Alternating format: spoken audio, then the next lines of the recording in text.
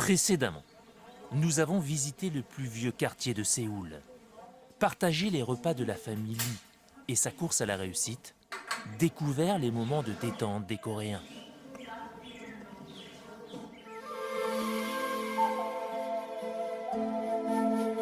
Un des trésors de Corée du Sud, un héritage du 8e siècle, Bulguksa, le temple des terres du Bouddha.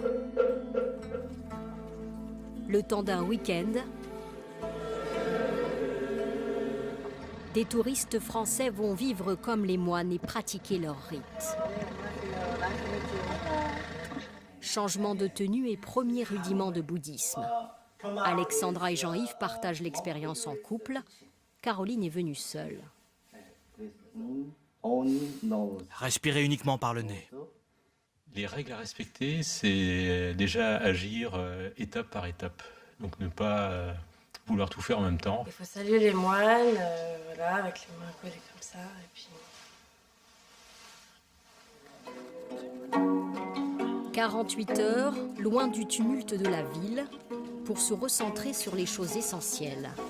Enlevez vos chaussures. Prosternation devant l'imposant Bouddha de bronze. Les néophytes mettent en pratique les premiers enseignements. À gauche, le Bouddha qui symbolise le passé, au milieu le présent et à droite le futur. On joue le jeu, donc on s'imprègne un peu différemment aussi de ce genre d'endroit très particulier. Si le temple de Bulguksa est un des plus précieux de Corée, c'est parce qu'il renferme des cendres de Bouddha. Pour les moines, étudier ici est un privilège suprême. Mais pour les voir, il faut attendre la tombée de la nuit. Des ombres qui surgissent par petits groupes. Les pensionnaires ne résistent pas à sortir leur portable pour essayer de capturer cette atmosphère si particulière. Ils ont le privilège de percer un peu du mystère de la vie secrète des moines. Je sens chez eux une quiétude totale en fait. Ils sont vraiment impressionnants.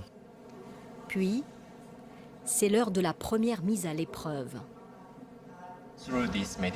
À travers cette méditation, nous allons nous débarrasser de la haine, de la luxure et de nos illusions.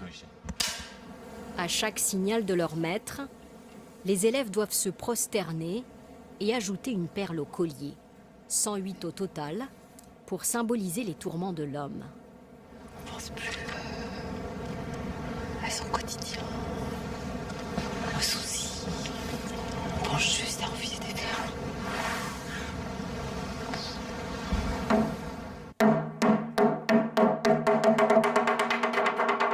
Le gong,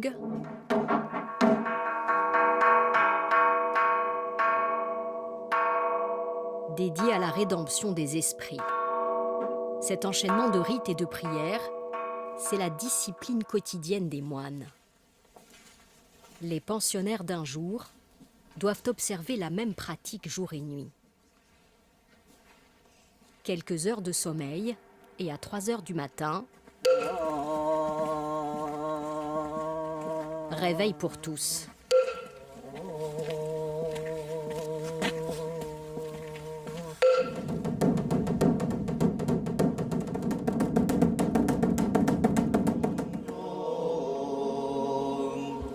C'est la prière avec les plus anciens. Chanter, c'est la plus importante. Elle honore la journée qui s'annonce.